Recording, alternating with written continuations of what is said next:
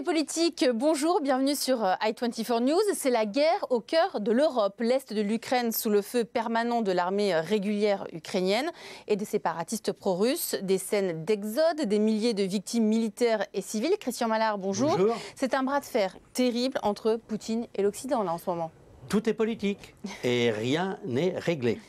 En France, c'est un condensé, une illustration exacte des difficultés du gouvernement. Marseille, Manuel Valls avait prévu un déplacement pour se féliciter des chiffres de la baisse de la délinquance. Et là, gros incident avec des tirs de Kalachnikov dans les quartiers nord. Michael Darmon, bonjour. Bonjour, ben voilà, c'était donc exploration de la phase B de l'événement dans la France qui n'est pas Charlie.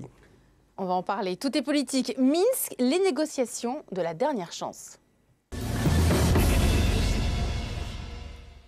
François Hollande, Angela Merkel, Vladimir Poutine et Petro Porochenko se sont rencontrés en Biélorussie pour tenter de trouver une solution à la crise. À l'heure où nous parlons, pour l'instant, aucun accord n'a été trouvé. Tout d'abord, je vous propose d'écouter François Hollande. C'était lors de sa conférence de presse à l'Élysée. Il précise que l'Ukraine n'a pas vocation à entrer dans l'OTAN et c'est ça le point d'achoppement. On l'écoute. Ensuite, la France n'est pas favorable, elle l'a toujours dit.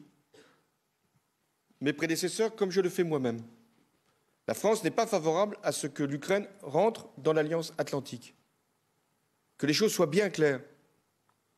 Parce que nous devons dire la vérité à tous les pays qui nous entourent.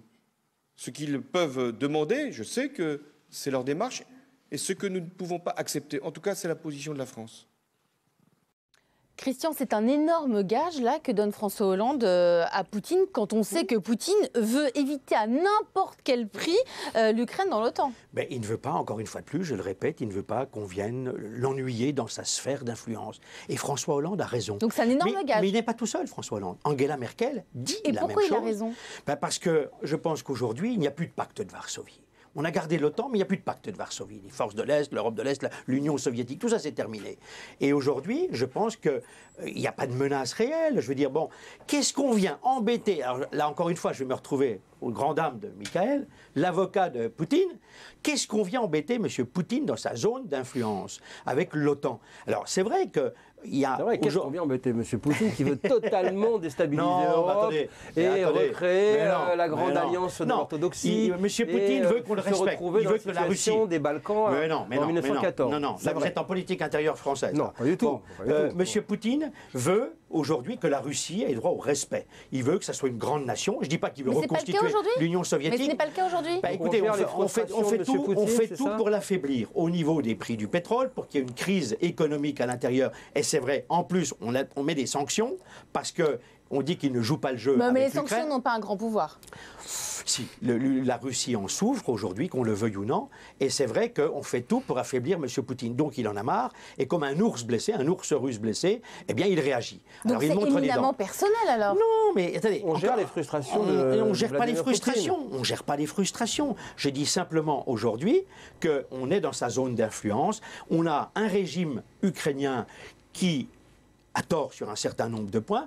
Moi, je vous rappelle quand même que le problème, la provocation majeure qui a eu lieu, c'était il y a un an, en février 2014, quand le régime ukrainien, aujourd'hui, avait demandé qu'on interdise l'usage... Attendez, je termine, c'est important ce que je dis. Qu'on interdise l'usage de la langue russe là où il y a toutes les populations de l'Est de l'Ukraine qui sont russophones et russophiles. Là, votre argument est de dire on est dans sa zone d'influence. En ce moment, il y a des négociations très importantes qui se jouent avec la Grèce. C'est un bras de fer, d'ailleurs, avec un Conseil européen qui n'arrive pas donc à se mettre d'accord autour de la Grèce doit rien avoir là-dedans. Si, ça a à voir, parce que justement, la Russie dit si les Européens ne vous accordent pas de l'aide, nous allons vous accorder de l'aide, et est en train d'amener la Grèce dans son giron. La Russie entre dans le jeu de la Grèce. La Russie est prête à aider la Grèce. Ils ont dit ça. Tsipras est pro-russe. En politique, on parle beaucoup, mais on ne dit pas toujours ce qu'on dit. On n'est pas uniquement dans la zone d'influence. On est bien dans un projet général de Poutine qui est de déstabiliser l'Union européenne. Non, il ne veut pas déstabiliser l'Union européenne. Mais pourquoi il veut déstabiliser l'Union européenne? Parce que, principalement, je pense que Poutine, effectivement, est quelqu'un qui réagit agit selon la tradition politique et culturelle, qui veut, et là effectivement je rejoins Christian Mallard, il veut redorer le blason de la Grande Russie. Et qu'est-ce qu'il fait? Eh bien, il va voir aussi la Grèce, parce qu'avec la Grèce, c'est raccorder l'orthodoxie. C'est le schéma culturel, religieux qui se retrouve, et c'est recréer la grande influence de l'orthodoxie. Poutine n'est pas le diable. Je dis que c'était le diable. Non, mais encore une fois, on décortique ce qu'il veut faire. On le décrit comme s'il était le diable. Moi, j'ai dit encore une fois, je répète, je le redis, on ne sait pas négocier, on ne sait pas dialoguer avec Poutine. Encore une fois, moi je pense... Que faudrait-il faire? Donc Minsk ne sert à rien? C'est pas que Minsk ne sert à rien. C'est important de se mettre autour d'une table. Il n'y a pas de solution militaire, tout le monde l'a dit. Et c'est vrai, et il faut trouver une solution politique. Mais là, on est un peu dans la stratégie des petits pas, on avance quand même. On n'a pas rompu. On n'a pas rompu. Je crois qu'il faut obtenir un cessez-le-feu. Je crois qu'on peut obtenir un cessez-le-feu. Et après, il faut rentrer encore une fois de plus dans les détails. Poutine ne veut pas perdre la face, on le comprend. Les Russes, les Ukrainiens ne veulent pas perdre la face, les Occidentaux non plus. Je pense qu'il faut quand même trouver une solution. S'il y a un échec, à ce moment-là, je reprends les propos du président Hollande, eh bien c'est sûr qu'il y a des risques de guerre. Et ça, on ne peut pas se le permettre. C'est la stabilité, c'est la paix en Europe. Mais c'est déjà la guerre. Oui, il y a déjà un début de guerre, mais ça sera la guerre à plus large échelle. Et il y a un conflit général, et ce sera la stabilité et la paix en Europe qui seront réellement menacées. Par ailleurs, il y a également une dimension de politique intérieure intéressante dans ce qui se passe et ce qui s'est passé à Minsk, c'est qu'on a vu un François Hollande prolonger, ou tenter de prolonger ce qu'il a créé à partir du 11 janvier. Le sommet a commencé le 11 février, un mois jour pour jour après la manifestation du 11 janvier, où il y avait eu un aparté à l'Élysée avec Lavrov, le russe, Merkel, Hollande, et donc il a repris, il s'est installé dans ce leadership. Il s'est installé là-dedans, je suis d'accord. Hollande et Merkel travaillent très bien, et je pense que c'est une affaire européenne, et que ce sont les Européens, et entre parenthèses, Merkel et Hollande, qui travaillent bien, je le répète, qui doivent prendre les initiatives, et qu'on ne doit pas laisser les Américains continuer à vouloir dire on va envoyer des armes à l'Ukraine. Militairement, l'Ukraine sera toujours inférieure à la Russie. Donc les Ukrainiens iront, permettez-moi l'expression, au casse-pipe. Donc il ne faut pas qu'il y ait une escalade. Il ne faut pas que les Américains suscitent cette escalade en l'envoyant des armes à l'Ukraine. Il faut que ça soit cette fois-ci les Européens, et ils le montrent, Merkel et Hollande, qui prennent les initiatives. Merkel et Hollande, vous l'avez dit, les Européens, des leaders européens, mais pas l'Europe. Pas l'Europe. Elle est totalement absente de cette crise et de cette. Et là, on a Hollande et Merkel, et j'en suis ravi. On continuera à décrypter ce vaste sujet lors d'un prochain numéro. Tout est politique. Manuel Valls à Marseille. Manuel Valls à Marseille, malgré tous les signaux négatifs, il le dit et il le veut le croire, ça va beaucoup mieux. On l'écoute. Beaucoup trop de nos concitoyens souffrent de l'insécurité et de la délinquance. Il y a la violence, les trafics, les règlements de compte, mais il y a aussi ces incivilités qui pourrissent la vie quotidienne des Français et donc des Marseillais. Les règlements de compte qui ont souvent fait si mal à l'image de cette ville. Et vous remarquez que quand il n'y a pas de règlement de compte, on n'en parle pas, et quand il y a un début de règlement de compte, on s'y précipite. Les règlements de compte ont diminué de façon significative. Alors ça a diminué de façon significative. Comment croire que ça va mieux, Mickaël, alors que quelques heures plus tôt, il y a des tirs de Kalachnikov en guise de comité d'accueil? Alors c'est exactement le cœur de la situation, effectivement, qu'est allé voir Manuel Valls, mais là aussi, quelque part, à son corps défendant, parce qu'il est accueilli, là on le voit justement, quand il est venu visiter un lycée à Marseille par des sifflets également, et par des gens qui n'étaient pas contents à la fois sur les réformes scolaires, sur les ZEP, sur la situation des quartiers. Bref, il est allé un mois après, jour pour jour, au moment d'ailleurs où les sondages commencent à dire que l'exécutif est en train de baisser, et donc que l'esprit du 11 janvier est en train de s'évaporer. Il est allé également sur le territoire, l'autre France, celle qui n'a pas manifesté. Vous savez, Marseille a été signalée par le préfet comme étant la ville qui s'est le moins mobilisée durant les manifestations. Pourquoi? Parce que le 11 janvier, il y avait une sociologie, on va dire, assez homogène, qui a manifesté, qui a résisté, qui a montré effectivement tout ce qui s'est passé. Sur un million d'habitants. Avec donc, les événements et les attentats.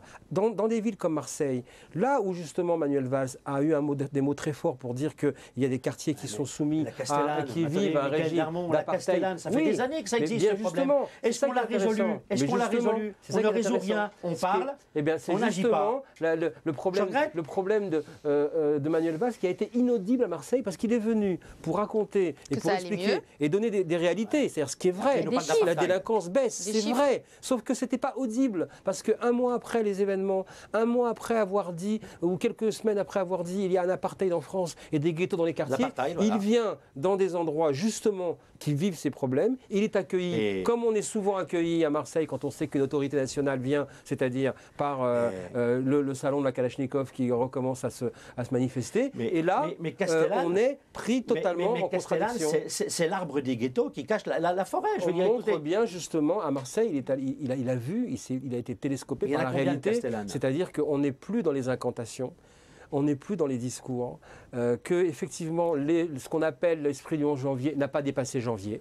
Oui. On le voit dans les sondages, on le voit dans les élections, dans les attentes et les impatiences des Français qui reviennent sur les sujets forts. C'est très noir ce que vous nous décrivez, Mickaël. Mais à Marseille, comme à Mulhouse, comme dans tous ces quartiers où la République est en faille, connaît des failles, mais ce ne sont pas des failles, ce sont des canyons qui existent dans ces endroits-là, parce qu'il y a un désarroi. Il y a un désarroi complet des agents, des agents publics, des enseignants, des administratifs qui se retournent vers l'État, qui leur dit aidez-nous, on leur envoie des médiateurs. Il n'y a pas aujourd'hui de véritable enclenchement de changement malgré les politiques qui sont lancées. Hollande et le gouvernement essayent de surfer sur l'esprit du 11 janvier. Non mais là il vient de dire Mickaël, c'est fini. C'est fini.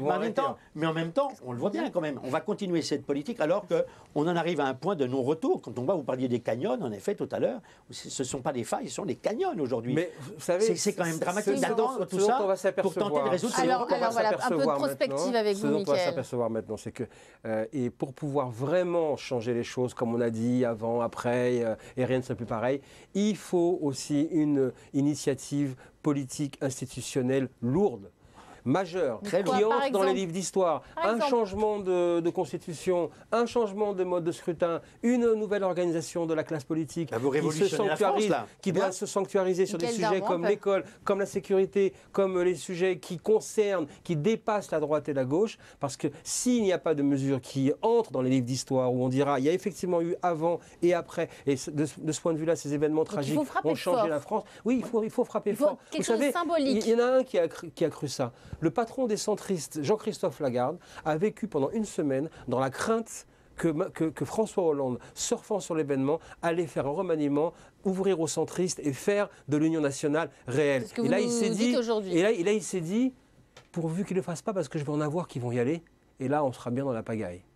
Et effectivement, au grand soulagement plus politicien, eh bien, ça n'a pas été fait. Ce qui veut dire que François Hollande s'est aujourd'hui arrêté sur le seuil des grandes décisions, et ce ne sont pas les plans à répétition qui changeront la donne. Donc on attend les mesures fortes qui vont faire que le 11 janvier, il y a eu un avant et un après 11 janvier. François Hollande va aussi surfer sur ses succès, ou ses tentatives de succès, en effet, méritoires en politique étrangère, peut-être pour occulter un peu ce qui se passe à l'intérieur. Exactement, ça fait partie également donc, de la situation et de la stratégie. Tout est politique. Les images de la semaine. Alors Mickaël, on reste avec vous. Votre image de la semaine, c'est le Rafale, l'avion de chasse français qui est enfin sur le point d'être vendu à l'Égypte. Ça peut se passer dans quelques jours. On est dans le dernier kilomètre. Le Rafale, c'est l'invendable, hein, c'est son surnom. Hein. Jean-Yves Le Drian a décidé d'entrer dans l'histoire également du gouvernement français comme celui qui aura vendu l'invendable. Il n'est pas loin d'y arriver, à tel point qu'on garde un silence. Avec les Indiens, alors, on a dit ça avec les Brésiliens. La Suisse, le Maroc. Pessimisme de Bonalois. Pessimisme de Bonalois, il a été vendu 8 fois. Il a été survendu, il est toujours dans les garages. Ils vont le brader Alors, non, ils ne vont pas le brader. Simplement, ils vont le vendre aux Égyptiens qui sont sur le point de prendre une dizaine d'appareils. Et justement, le système de financement est en train d'être fait grâce à la COFAS. C'est-à-dire qu'au fond, les Égyptiens peuvent acheter le Rafale français avec de l'argent français garanti par la COFAS, c'est-à-dire par la France. Donc, on voit bien que ça peut peut-être se faire. Est-ce que l'invendable va être vendu? C'est le nouveau suspense gouvernemental. Discret, hein.